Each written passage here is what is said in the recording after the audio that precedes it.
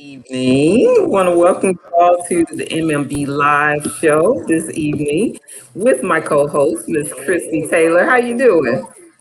Woo! The first The second Monday one. of No, April, the first Monday of April and our second show. our second show. Exactly. Happy April, everybody. I'm super excited. Yes. What's going on? Yeah. How was your weekend? I know we just got through the Easter holiday weekend this past. Did you do anything special? I had something very special to happen. My older sister, Mhm. she turned a milestone 60 years old. So what we didn't have a Awesome. chance, and it fell on Easter. So Okay. opposed to her wanting to get out and about, we ended up virtually partying with Earth, Wind, and Fire and the Eyes Brothers versus. Versus. Awesome, awesome. Yeah, I had a pretty low key holiday this year. I did get a chance to visit with family on Sunday. Had the traditional Easter dinner and all that good Right. stuff. Blew my diet, so I need to get back get back on track. Get back on track with Oh, what I'm supposed to be doing. But yeah, it's so awesome to be here for another MMB Live show, so we can the place where you can find news and information on music and film here, as well as learn a lot about the Memphis Music Bank. And yeah, let's just get right into it. I'll start with a little music information. okay, okay. Um, Hot things are happening. Hot things are happening, and that's all good. But I want to kind of focus this time on the independent artists and some things that I know just from being an entertainment attorney over the years, some issues that I've seen that may now be solved. So one things that I have kind of learned just in working with independent artists, um, it seems like it's a rite of passage to get your music ripped off. I don't know if you've heard the stories of people who come and talk about so and so took my music, or so and so my song is on the radio and I know I wrote that song or whatever. And then if you listen to artists who are now famous, many of them Right. have a story about someone who sold their music back when they were Yes. on the road to success. And it just seems like, that's the rite of passage, for someone to take your music. And I think that's not right. But it really comes down to the fact that it's so cost prohibitive for a person who has intellectual property to try to protect it with some sort of infringement lawsuit. You normally have to file those lawsuits in federal court, and quite frankly, it's quite expensive. And most attorneys, unfortunately, if it's not a real big case, they're not exactly just doing pro bono infringement cases, no matter how much money you think they're worth. But in 2020, they recently signed into law the let me get it right here. They call it the Copyright Small Claims Court, which I think is going to have a huge impact, especially for your independent artists who don't have the means in order to file a federal case. They can actually go to the small claims court and file it themselves. So you don't have to hire an attorney to enforce your rights. And they signed it into law. They're using this year to really set up the tribunal, set up the judges, set up the system. And hopefully by the end of this year, it'll be up and running at the U.S. Copyright Office. And so you'll be able to basically file your claim, send it to your opposing party. They're kind of getting rid of a lot of the formalities that's needed when you're going into federal court. Of course, these cases are smaller in dollars, so they're capping it at $30,000, but it could be a real deterrent, for individuals, and it gives you a means to protect your copyrights and actually enforce those rights. So that's something that I definitely wanted to, at least put it on the radar, just be aware that this new tool is coming down the pipe. It's available, and it's really geared towards those independent artists who don't have the means, and to be able to fight, their cases in court. And many times, they have been wrong. There has been some infringement going on, and now, maybe that can stop, and people will start doing the things that they're supposed to do. So definitely wanted to bring that, to the forefront. Well, it sounds like there's going to be a new rite of passage. Right, a new rite of passage. Oh my goodness. Now Angela Green, I will say that I hope that I'm not having any technical difficulties tonight. No, I'm not hearing any technical difficulties thus far. So I think you have definitely cured all of that. Okay, good. Well, since you were talking about the music industry, I just kind of want to do a segue into film.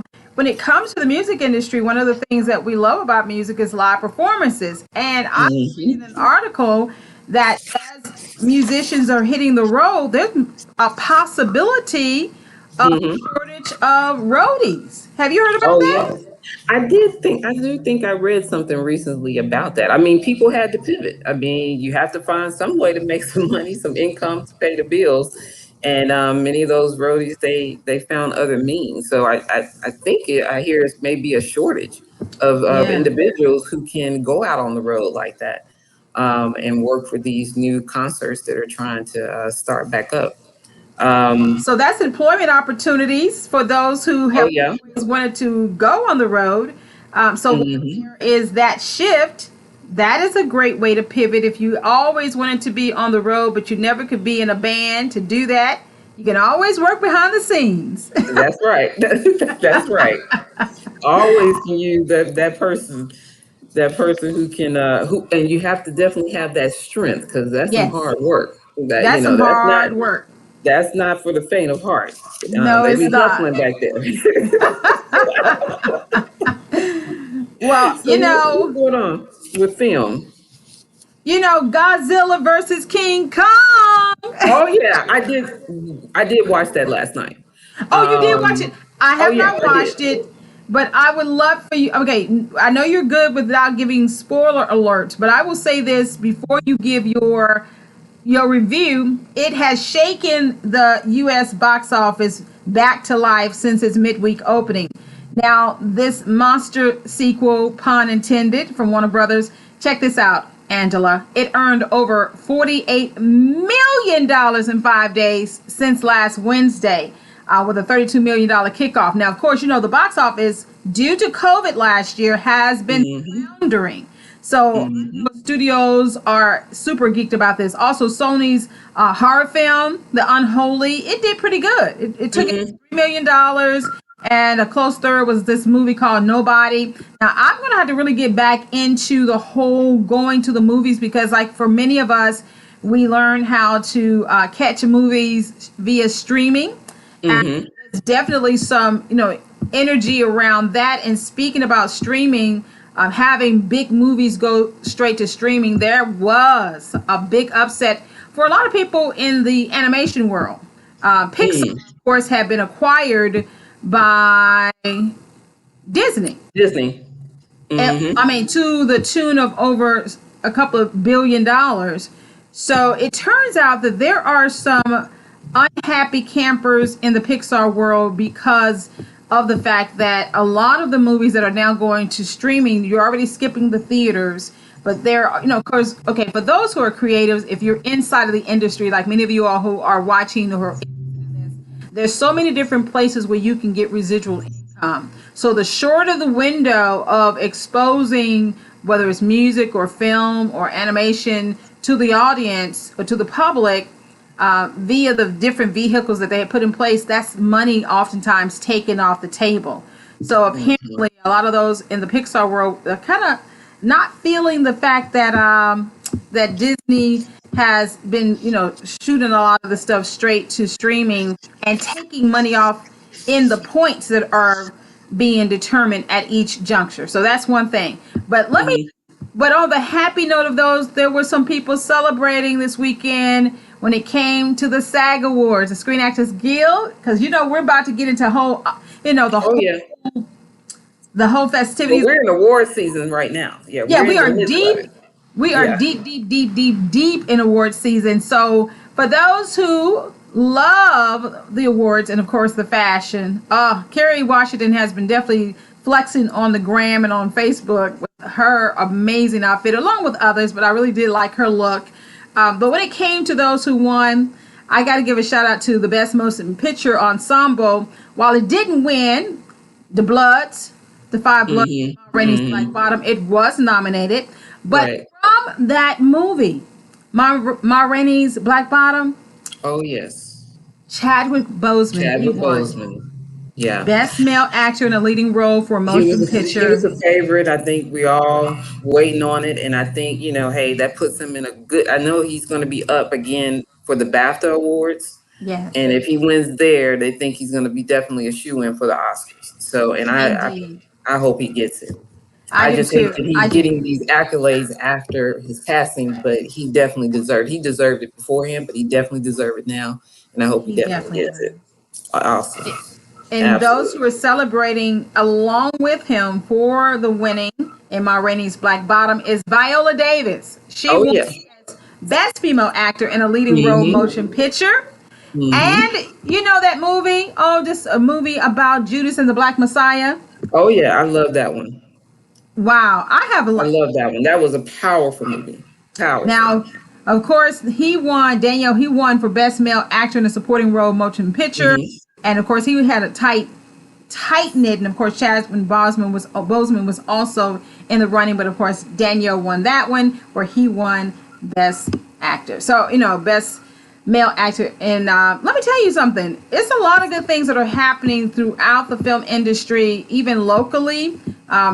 You want to make sure, for those who want to stay in the loop, be sure to follow On Location Memphis, Facebook, as well as Instagram, and keep up with everything Memphis Music Bank, because we're going to keep you in the loop on what's happening both nationally and regionally and locally. And can we give a quick shout out? And I know you can speak to this when it comes to film. We had a great conversation with Lynn Sittler last time. And one of the things that she was talking about was legislation that was in the House. Can you talk about that? Because it passed. Oh, I think I did just recently hear about that new legislation that passed. Essentially, is setting up a new incentive, basically, for individuals, and it's geared towards large conglomerate companies like your AT&T, who basically own their parent companies, but their subsidiaries are film production companies. And so, if that company has a presence in Tennessee, say like AT&T on the telephone and the cable side, they can also apply for incentives for their film production and television productions in Tennessee. So that did pass, is going into effect, and now all it is now going after the business and seeing if we can attract those projects to Tennessee and hopefully down here in Shelby County and the tri-state area as well. Well, I think we might need to become as aggressive as Jersey. I don't know if you've heard that after some of the legislation that passed in Georgia, he was like, hey, bring your film industry to the Garden State. Right. So we need to make sure we say, but first stop in the volunteer state. Before you stop in the volunteer state, and definitely for your music, stop right here to the Memphis Music Bank, because we know you're going to need it for those projects. So we're definitely going to be working real closely with the Film Commission as well as the Tennessee Entertainment Commission to make sure that we're on their radar and the artists that we are representing. Well, I tell you what, that's what I have is when it comes to what's happening in film. So once again, shout out to all those who won at the SAG Awards. We are deep into the Oscars season. Oh, I'm sorry. One more thing. A Memphian who goes by Gatsby Randolph. We had a chance to screen his movie this time last year, right when the pandemic. That's right. OLM did a virtual screening. You can check out a lot of that, even the Q&A on our YouTube channel. That's right. But he, of course, is up. He was nominated for an Oscar. He was in consideration for that. And one of the things is he's been going on a tour of sorts, having private screenings and fabulous after parties. And I hear he's coming home. So I did read that. Yes. this month he's going to be at a amazing. I had a chance to see the picture. Now, hopefully, I get a full-fledged invitation. If not, I'm going to live vicariously through those who do attend. Who get in, because it's going to be ultra exclusive. You already know it's Gatsby Randolph. So it's Gatsby Randolph. Ultra exclusive. And a lot of his Hollywood friends will be at this fabulous mansion that I think is in like the Collierville East, Tennessee area. Having a grand time. Understand the estate has two private screening cinemas. Yes, honey. Okay. And they're gonna have a fabulous after party. So that's what I can say about that. I like I said, I don't have a formal invitation that I could flash, but at least I was privy to the information. So Gatsby Randolph, who is Gatsby Randolph, and shout out to him for his in the running for the Oscars. So shout out to him in the documentary. Excellent. I'm done. So you're done. All right. Well, thank you. And we're going to move on to because we know, Christy, you have your own show. You have your own blog, podcast. So be sure to check out Christy on the Christy Taylor Show. And here's some more information about that.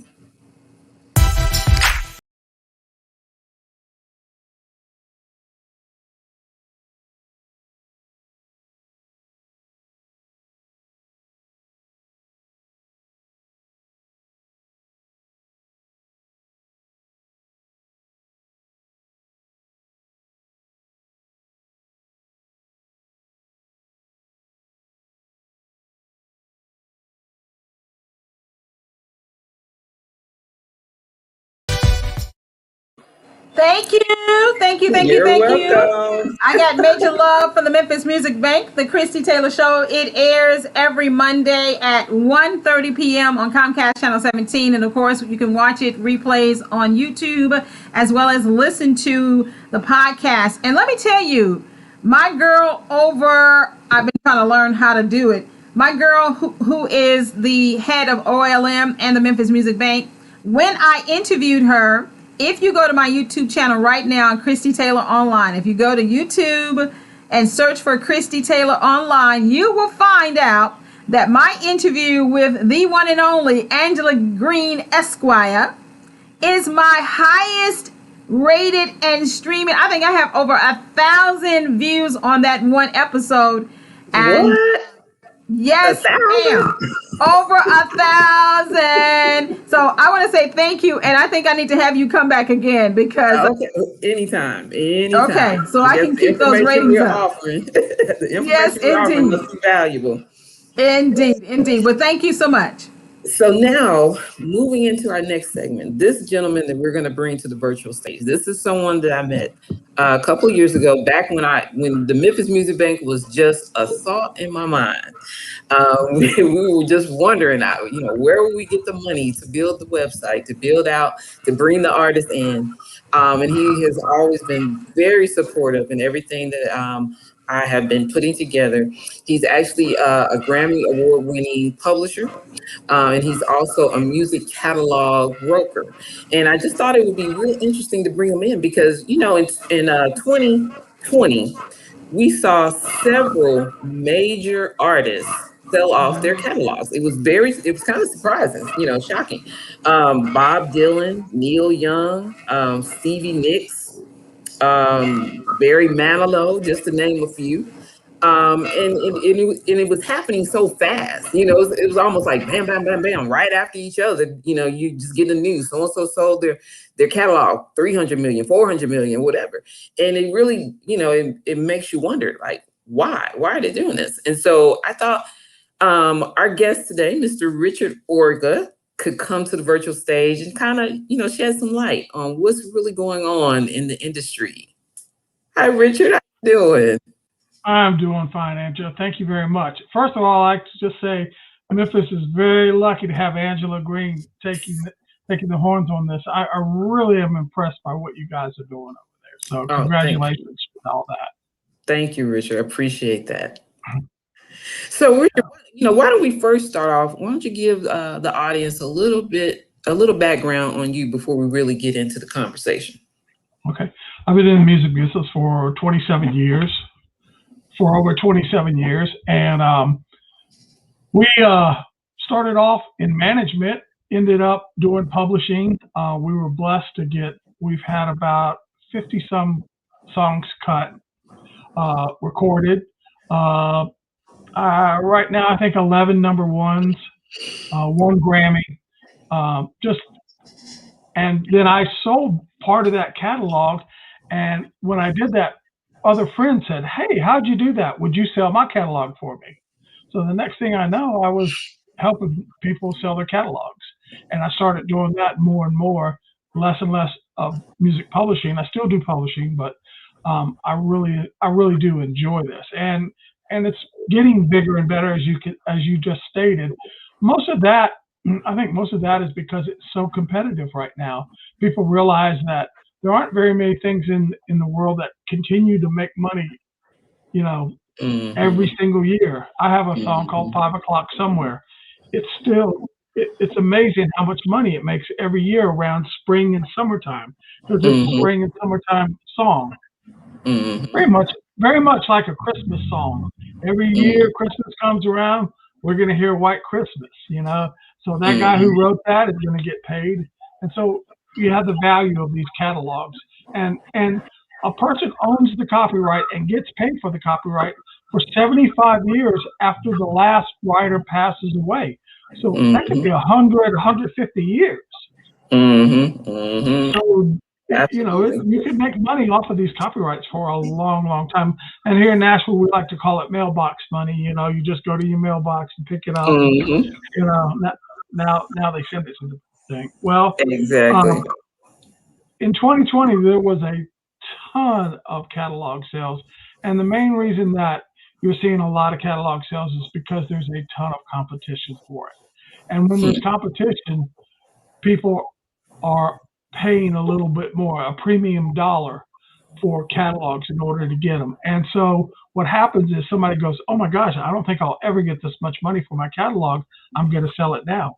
Oh my gosh, tax situation, we're all hearing that the taxes are going to go up next year for capital gains by 16%.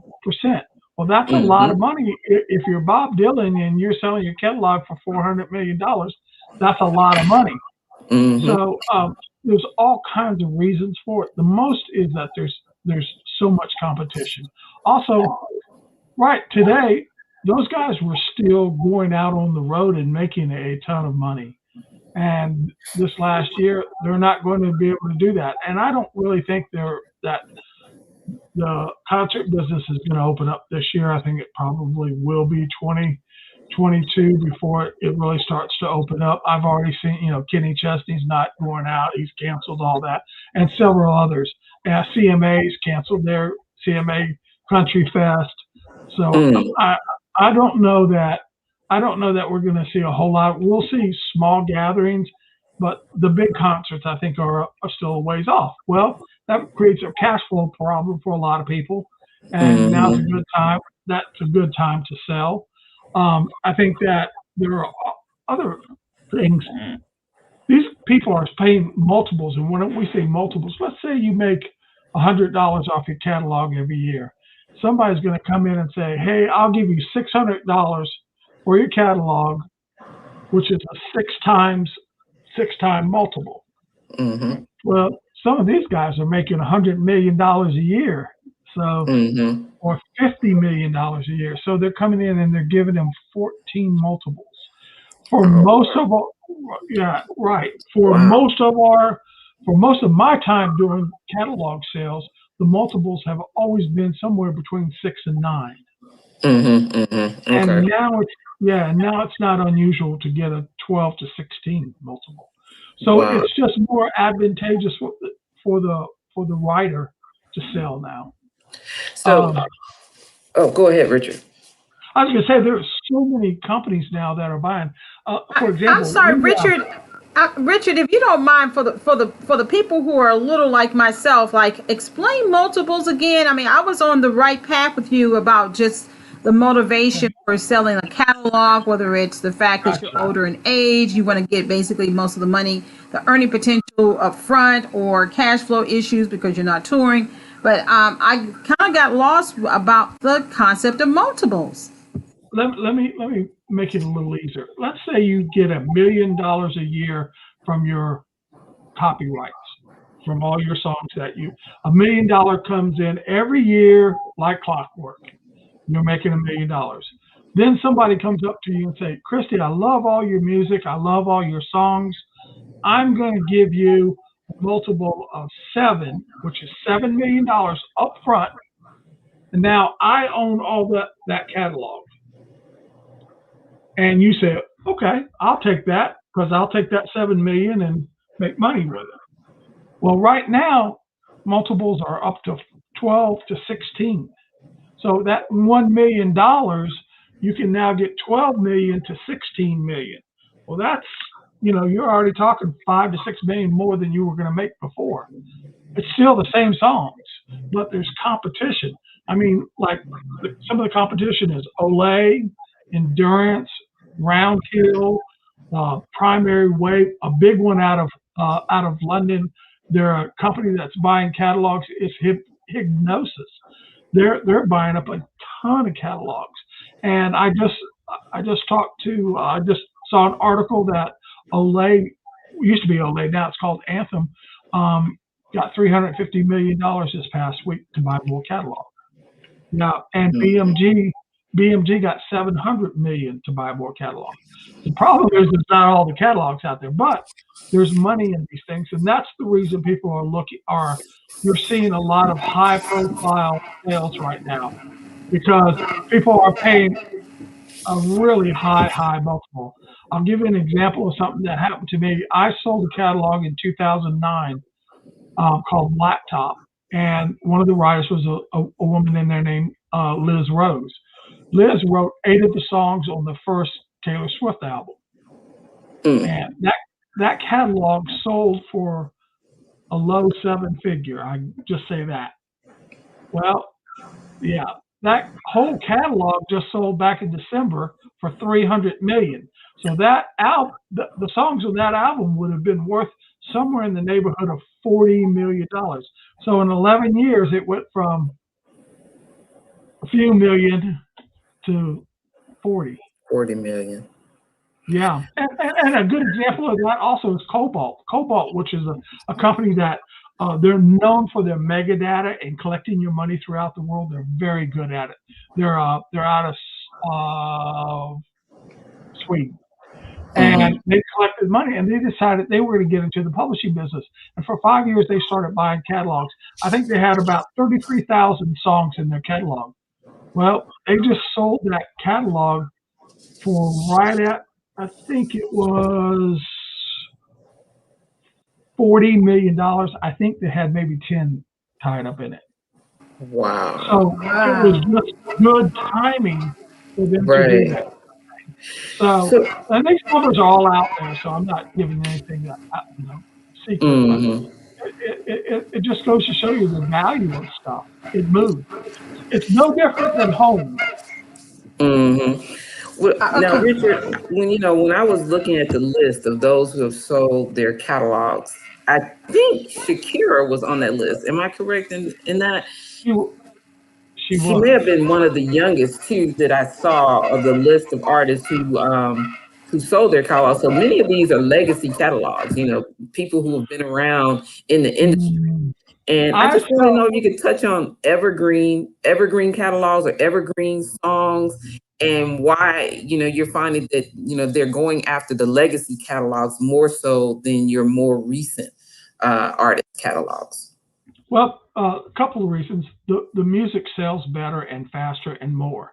I had a 5 o'clock somewhere. It would sell. It comes out every spring and it plays on the radio, but it also gets beer commercials and alcohol commercials and all these other different sync licenses. So they want to go with songs that people know to get sync licenses, and sync licenses, whether it's in movies, it's in TV, or it's in commercials. how many times have we seen a commercial recently with an old song in it, that you're going, oh wow, I haven't heard that song, but it goes perfectly with the commercial. Well, they're making money on that sync license. Mm-hmm. So that's why people go to Evergreen. And one of the things I must say here is the ones that you hear about are all the big ones. But right now, there's a lot of smaller catalogs being sold because a lot of those guys, they were on the road. They're not on the road. When you think about, I was in a meeting with CMA, William Morris, Ticketmaster, and Live Nation, and they said that they lost $35 billion last year because just on live shows. That doesn't count the guys that you were talking. Did you say B or M? Billion. Wow. $35 billion folks lost. And we were just talking about roadies and all that kind. Well, all those people, roadies, musicians, all those guys are, selling their stuff because they don't have a job and they're moving into other jobs. So, like you said, there's openings for that if we get back up on the road. I think it's going to still be pretty tough for a while in the music business. So. Yeah, it's gonna be hard to make that pivot, especially for individuals who may have basically tied their whole financial future in being on the road or being able to sell music or that sort of thing. And if they have not been able to position themselves in the streaming world as far as licensing and publishing and having that additional income coming to them outside of what they do physically as far as performing. That's one of the things, one of the reasons why the Memphis Music Bank was created, was to kind of help people try to create that residual income, because you don't have to have a hit single in order to license music. People need the music. They're always going to need it. If there's visual media, they're going to need the music. And I always say music came before the dialogue. When you think of even then when there were no talking, they had somebody playing the piano. They had somebody playing the music. So it's definitely true. Right now, just the way that the world is, songwriters are actually making more money than artists. Mm-hmm. Yeah, they are. How is that happening? Is it because of the integration of all the different multimedia platforms? Is that what's happening? Well, what happens is these guys are still on the radio, like singers are still on the radio, so they're making radio money, which still is very good money. Just to give you an example, and streaming helps, but we're way underpaid right now. We're paid on average, we're paid from Spotify about 0.000094. On radio, we're paid 9.7. So say, for example, you got 1 million plays on a radio station throughout the United States, which happens every day. You make, as a songwriter, you make about anywhere from $95,000 to $195,000. If you have that same song streamed on Spotify, you make about $3,400. Wow, that's a big difference. Yeah. So, but that's going to change. I can see already in England, it happens in Europe first, and then it moves to the United States. But I think it's going to happen here within the year. Well, I think that's also one of the reasons why performing artists have always and still fight for a piece of that radio royalties, a piece of the radio royalties, even though they do get the streaming, I guess, through Sound Exchange. They're able to collect on the internet radio and the cable radio, but it still doesn't compare, to the terrestrial radio royalties, performance royalties. And they actually make more money than the writer on the streaming. And then with their go ahead, Christy. I'm sorry about that. I was like, tell me this, because of course we know that broadcast, both television and radio, predated new media or digital media, so the relationships are different. When it comes to syncing music, or the catalogs we're talking about being incorporated into gaming, because gaming has been around, let's just say from the pinball machine. How Hmm. how has gaming kind of ran parallel to terrestrial and broadcast media? It's an interesting thing what the gaming community is doing. They're taking, they'll either take an old song and have it redone, and then pay the sync license like that, or they will pay a company like this pitch. I'm working with a company called Pitch Hammer. They will pay those guys to go in and write music for the game. Now they will own part of it, but they pay a high sync for that, Hmm. to own the music. And that's another way for people to make money. It's really interesting, uh, the opportunities to make money right now. And gaming is a huge thing right now. I mean, we talk about. I just read where the NFL game sells about 10 million copies every time it comes out. That's a lot of. Uh, so The money, and then also too, a lot of these gaming platforms, they have their prescription subscription based, so people yeah, are paying monthly so that they can interact and play with each other worldwide. And then I know I've been hearing about some artists who are actually doing avatar concerts, on these platforms, these gaming platforms. So they're doing virtual concerts, and they're creating these avatars to do these virtual concerts, and mm, and partnering up with these gaming companies to put these events on through the consoles and everything. So um, yeah. And yeah. years ago, when I owned a company that streamed concerts, we Hmm. streamed live, and it was a very interesting thing. But it's hard to get anybody to pay to watch them. Hmm. Hmm. It's a very odd thing. You just, it was hard to make money at that. I know that they're doing it, and Hmm. actually, um, about 9 years ago, there was a company out of Japan that had its first artist that was an avatar. They Yeah. put out an album. They did the whole thing. That they did the whole tour and all that kind of stuff. But at that time, the world wasn't ready for that. But Hmm. I Hmm. tell you, I can honestly see something like that happening. I I think want to they're, jump in there.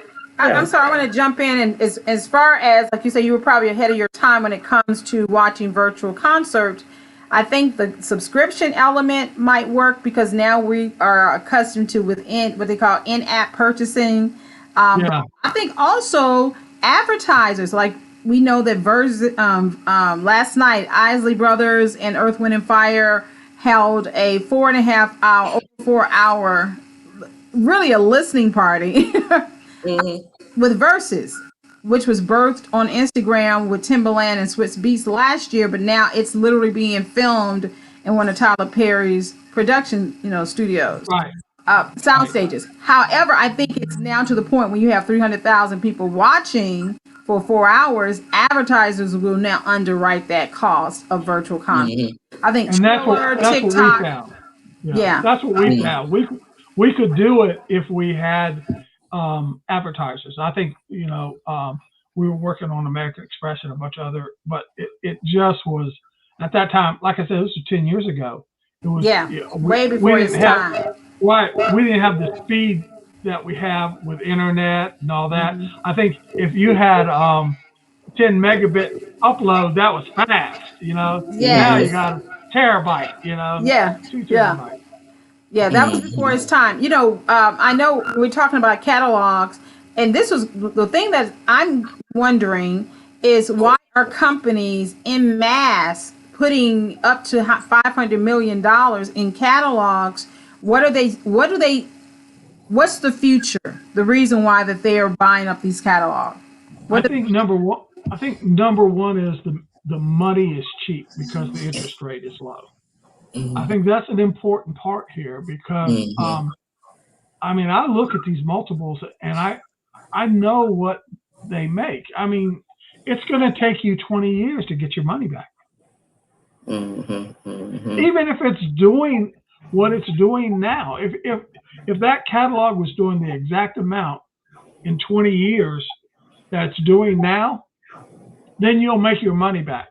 But they'll make what they're doing is they're living off that cash flow that's coming in at the immediate, and then at the end, when it's time to sell, they're hoping they're going to get the same amount of money. And for 20 years, they've gotten the cash flow off of it, and that's how they're doing that these days. So it's very interesting. It's great as long as everything's going along pretty well. But the first hiccup, I think you're going to see a lot of these companies having a fire sale sometime down the road.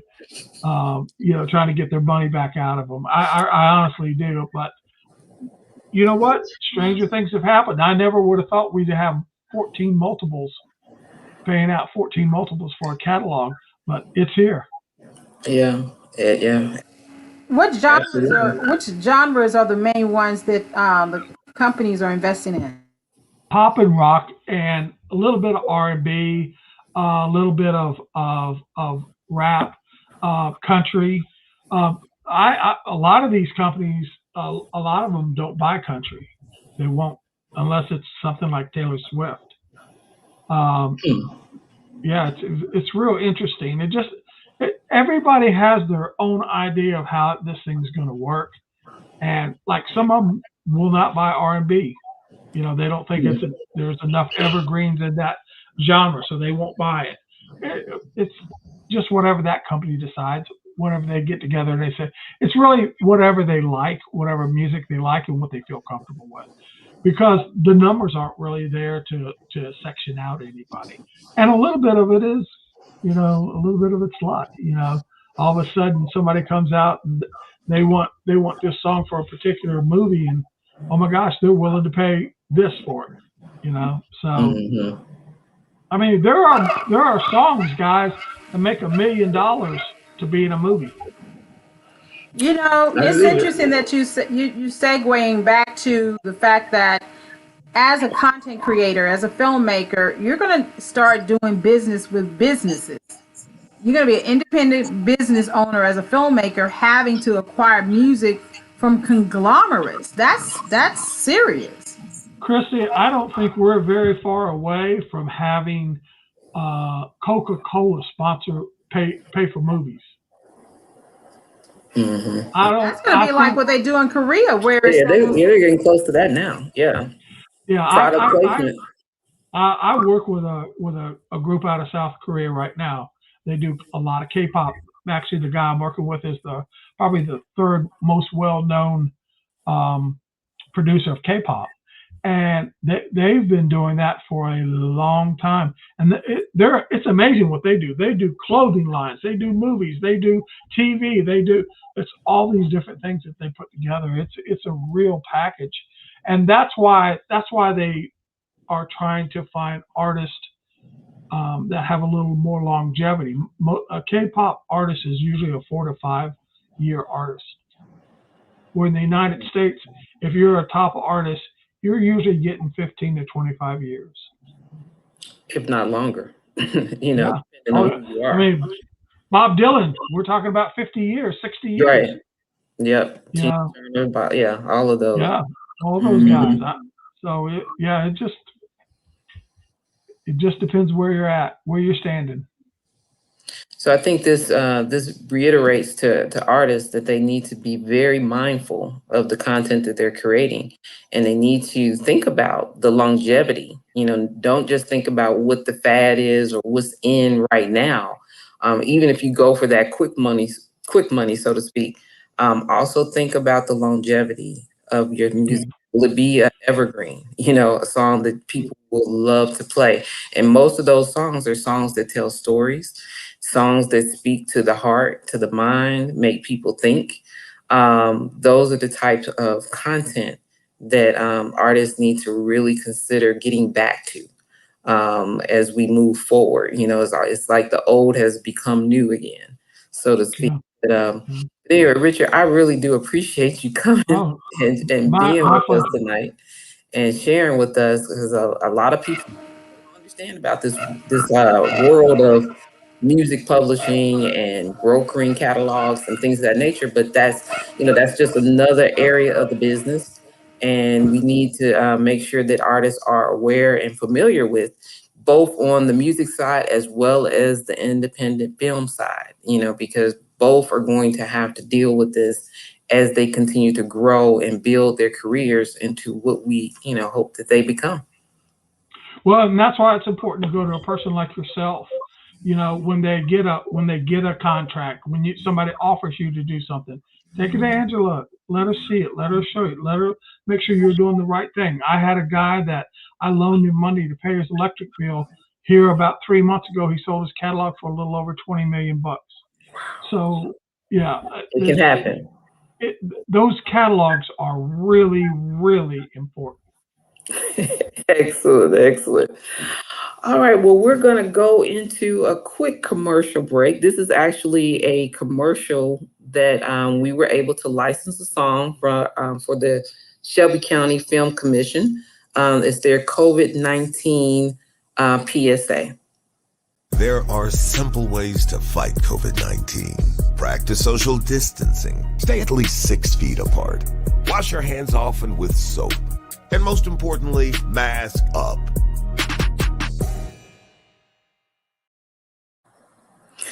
Wow, can you believe that, Christy? I mean, $400 million. That is totally amazing to me. I know. Very first of all, that there is money that, okay, first of all, I guess my brain is spinning, like, to understand that when you are crafting intellectual property that someday a company can value and see value in to the tune of 100 million, 200 million, 50 million, $400 million, a song you wrote in your basement in your pajamas, or you wrote because it broke your heart, a collection of that catalog has value in the world. Right. Can be, that's amazing. That's amazing. Or in 3 months, because didn't he said it was 3 months ago? No, I think we probably need to bring him back for clarification. I think it was let's see if he's still available to come and clarify that story about the 3 months utility bill and the $20 million catalog. No, it was 10 years. 10 years, okay. 10 years. I'm sorry if I said 3 months. I apologize. Yeah, but it was 10 years.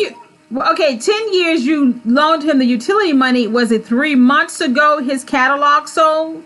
Yeah, his catalog sold 3 months ago for a little over 20 million. Gotcha. A little over 20 million. Okay, I got 20 million. So made a big difference in his life. Yes. Indeed. Most certainly did. Certainly did. Richard, before we let you, get to the bigger things that you're doing, can you give us some insight to a person who may be very much interested in the music industry, but your particular aspect is like, I've never heard of that. How can I get in on that? What's the path to publishing and to acquiring catalogs? Yeah, a couple of things. I think most people who do what I do are lawyers. Most of them are attorneys. The only reason I got into this is for years while I was at Warner Chappell, I had a co-venture deal with Warner Chappell for 14 years. And people used to come to me and say, Richard, young writers, they'd come to me and they'd have some success. They go, what should I ask for in my next contract? Because I don't have enough money to pay an attorney. I said, well, let me read it. So I've read over 200 or 300 catalogs in my lifetime. And so now I know how catalog contracts work. I know how catalogs sell. And I built up a Rolodex of 40-some people who buy catalogs. And most attorneys, it's a side business for them. They don't really do this very often. For me, it's the only thing I do. So you get into it by either getting into publishing, which is hiring writers, or you become an attorney and you get into music law and build in that way. It's a very small niche. We all know each other. Mm-hmm.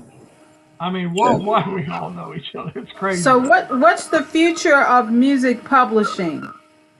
I think publishing's fine. I think it's going to be here for a while. We're protecting copyrights. America does a good job. Now, even like we were talking about, I'm talking to guys from South Korea. They're working very hard on imitating what's going on in the United States there in South Korea. And they, ASCAP is now there helping them collect their money. So the next big frontier for all of that looks like China. We can get China to pay now. We'll do real well. I had a song about 15 years ago that I was shocked. I made about $40,000 from Vietnam. Like it was their number one. She was their number one artist, and she picked up this song, and I was shocked at how much. And so you think about all of that through all the different countries. I sold a catalog that had a song called "All About the Bass." You remember that song, "All About the Bass"? Oh yeah, I do. Yeah. Yeah, it was number one in 28 countries. All About the Bass. All About the Bass. Mm-hmm. Yeah. Oh. Yeah. Meghan Trainor. Yeah. It came out a couple about what 6-7 years ago. Yeah. Guys, y'all would not believe, just the monies that come in from all of that. When you're number one in 28 different countries, think of the amount of people that is. Absolutely. Wow. Absolutely. Okay, can I just say one more thing, just for clarification? And a lot of these songs that are in these catalogs are not charting on, are not Billboard charting. Or how do I say that? They're probably not even cut. Like I sold a catalog once that had 13,000 songs in it, but it only had 200 that had been cut. Explain what it is, because that's a strong industry word. Okay, only 200 of them had been picked up by an artist and recorded. And so for somebody who says, I got 13,000 songs in my laptop or in my zip drive or whatever they're storing them in the cloud, that is a catalog that has monetary value attached to it right now. If it's good music, if it's great music. If it's great. And that's the secret. Out of those 13,000 songs, you'll talk to a writer and they'll say, you know what? It took me 13,000 songs to write those 200 songs. Right. And most people don't even write 200. It's hard to write a great song. It's easy to write a good song.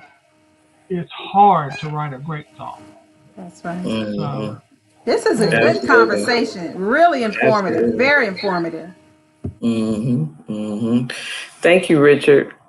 Hey, thank you guys. I appreciate it. Thanks again, and we'll talk to you guys later. All right, take care.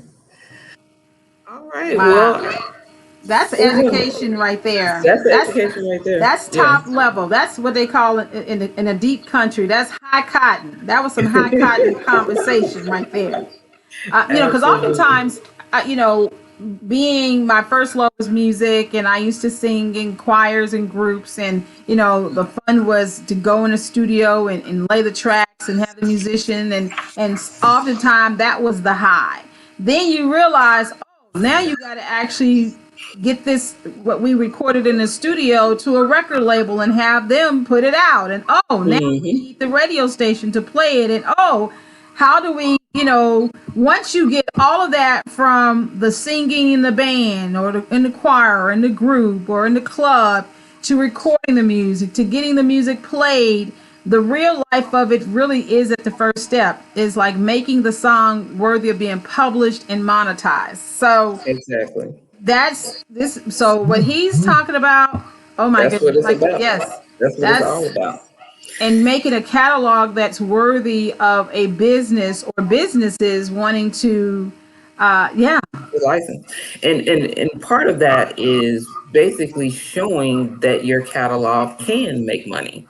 And that's what one of the things that we do with the Memphis Music Bank is we're trying to help the artists who are in the bank turn those catalogs into income generating catalogs. And so we're going to move into our next segment. Well, before you do that, because I know we're going to do a very special spotlight. I mean, sometime, Angela, I just got to say this to you. For those who don't understand to link what Richard was talking about with the Memphis Music Bank, to say that Warner Chappell, which is a big name, to say Sony, to say those things, and how companies around the world are investing millions of dollars into intellectual property such as a song. Help them understand how that's happening on a microscopic level with the Memphis Music Bank right here in our hometown. How? Well, that's what I was saying. You have to start showing a track record that you create content that is licensable, that there are businesses and companies that want to license your music. So as you show that, and so every year that you can say this catalog made this amount of dollars. It made $50 this year. It made $100 next year. It made $250 next year. Every year when you're able to articulate the value of that catalog, and you can prove it through the licensing opportunities that you have generated, or also the music that has been played, through royalty payments. All of that comes together to create the basically the value of that catalog, and showing that that ability to generate income. So that's what we're trying to do with the bank, because as we're teaching you how to basically work that catalog, and how to value that catalog, and how to get it income generating, that's what we're trying to do here with the Memphis Music Bank. And for those, and I'm going to talk to and Angela. See, I'm trying to be the ordinary person. So it's in layman terms, it's like, okay, I write a track, or I make a beat, or I produce a track or song, and it's beautifully composed and it has great production quality. I got the copyright. I've submitted it to my performing rights organization, and now I want a filmmaker or commercial or local business or anybody a gaming company or anyone who needs a song or beat to have it in their product. Mm-hmm. Deposit my collection of creations and compositions in the Memphis Music Bank, and let people know, if you want some great music, go get it from the bank. Go get it from the bank. Exactly. And then at that point, the legal documentation that you've already, as an attorney, put together that's built into the Memphis Music Bank will then help me as a filmmaker do the paperwork to pay that music publisher and that creator, that songwriter, their song based on whether or not, am I going to get like I want to work on a short film right now. Well, am I going to send it to Sundance? How much do I need to pay that music creator for their song to be in my film if I'm going to show it at Sundance? That's one price. Or I'm going to put it on Vimeo or YouTube and screen it online. And you have tiered different levels if I put it on television. Or maybe I get a national or international distribution deal, and there are different tiers. So I really wanted to celebrate the fact that you have already, provided a lot of the nuances, so that even as a individual, I wanted to kind of do that step, that whether if you're sitting at the home right now playing on a keyboard, that song could, if it's of high quality, doing the legal documentation, making sure it's registered and copywritten, and having all the names of the writers on there, and then being able to deposit that music in the bank, then it's available for a creator like myself or someone around the world to insert it into their product. So exactly, absolutely. And so right now we want to highlight one of our publishers that's and music creators that's in the bank. We're going to highlight Kirk Smith. Whoops. Now, Kirk, he was the winner of the mixer competition last month, and he's been with us since the inception, since the beginning. He's a proponent for the bank. He champions the bank. He has content in the bank, and he's an awesome composer. Just to give you a little information about Kirk, in addition to being a composer, he's a producer, engineer, He has a passion for bringing artist vision to life in every stage of the creative process, from projects from inception to delivering the final masters. He's ready to share with the world. He's versatile in genres. He's a songwriter. He does pop, indie, hip hop, R&B, film score, ambient. Most of the music in the bank is ambient. Although we're going to listen to one of his R&B tracks today. But he's worked with Lecrae. I don't know if people are familiar with Lecrae, but he has credits with Lecrae and Terry and Bass from American Idol, as well as Sarah Simmons from The Voice. And so he's worked with a lot of great artists here in Memphis, Tennessee, and in other areas of Tennessee. And he's just a great artist as a whole. So we're going to play one of his tracks and let you all hear it and see what you think.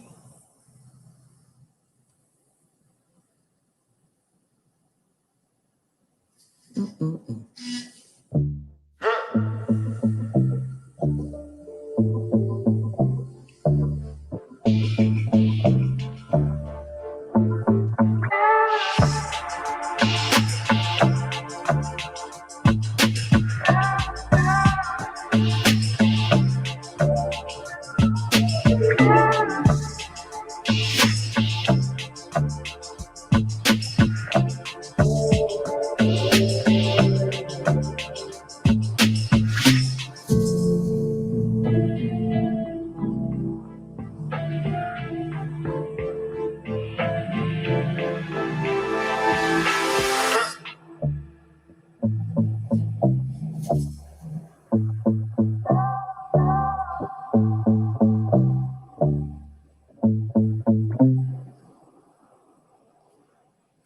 That was Slow and Low by Kirk Smith.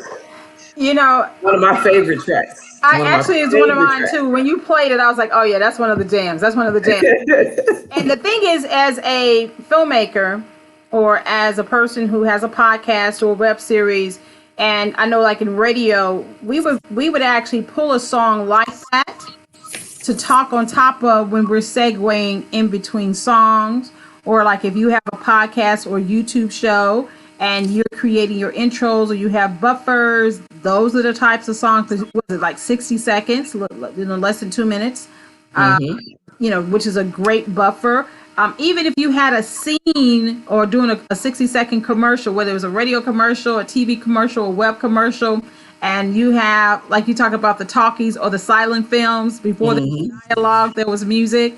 Those are also, like, if you watch commercials today, a lot of commercials literally don't have dialogue because they're 15 seconds. It's like, it's a scene. Basically it's a silent film. And they'll find music to communicate the message of that commercial. And of course, if you have an amazing, I'm thinking like every time I listen to that, I always think that would be a great song for like a movie where you have somebody in motion, it's walking through a house, and because it's a little, like you said, low and slow. So those are the types of things, if you're a music creator, that when you think of like, how could my song be performed or placed, where could it live? That song is a great example of that. I like that song. Absolutely. So if you're shout out to Kirk because in addition to all of his other great credits, Angela, he also has scored a movie. Yes, he has. He has scored a movie, Coming to Africa, which is streaming currently. So if anyone wants to see that film, they can go to any of the streaming platforms and watch that. Local filmmaker here, Anwar Jameson, who was the writer, director, and star of that film. So we definitely always want to put that out and let people know about that. And then if you're a filmmaker, and you are looking for music, if you're interested in that song in particular, you can go to the Memphis Music Bank. The website has been streaming down below. That's Memphis Music Bank, BANQ.com. You can go there. You can listen to more music from Kirk as well as the other music publishers and producers that are in the bank. Browse the music, and then if you are ready, you can go on and you can build your license based on what you actually need.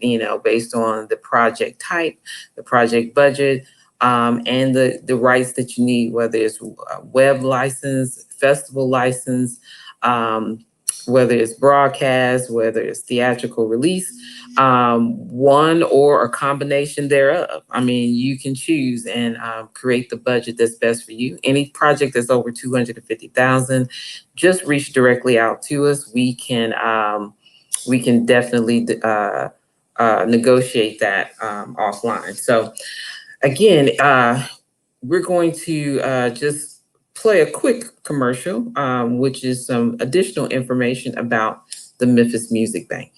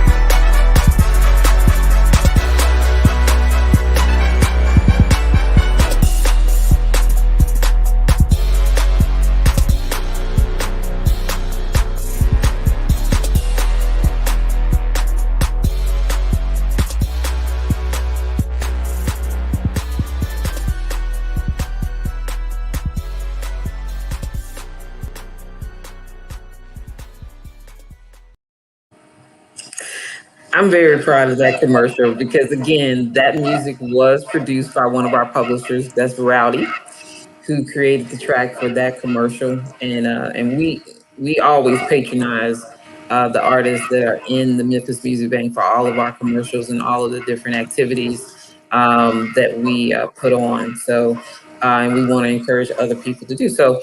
Can we give a shout out to a local filmmaker? Filmmaker, Kimball Fryer. Yes, that's right. Our most recent license. Yes, she has a film project that she's finishing up. And she did come to the Memphis Music Bank and license some music that will be a part of that film project. And we definitely will be featuring her. We're going to have her on the MMB Live Show once the film comes out, so that we can just hear from her about the project as well as the music, and actually have Rowdy on as well. So yeah, just another success notch in the belt for us as we move on. We just want to thank all of you all for joining us tonight for the MMB Live Show. We come into you every first Monday of the month, giving you news and information on the music and film industry, speaking to our friends, learning about music and film, as well as highlighting the track of the month and the publisher of the month. So hopefully you will meet us right back here next month as we continue on with another MMB Live Show. Anything you want to add, Miss Christy Taylor, before we head out? Oh, you're muted. You're muted. Muted. There you go. All right, just want to say thank you so much for allowing us to celebrate film and music, both locally, regionally, and nationally. And shout out again to all those who won at the Screen Actors Guild. And for those who are about that life, we are deep into, that's what I wanted to talk about. Okay, this is Celebrating Memphis. We are in the midst of Oscar season. And please know that even at the Grammys, we had winners from Memphis and the region. Also, so shout out to those who performed.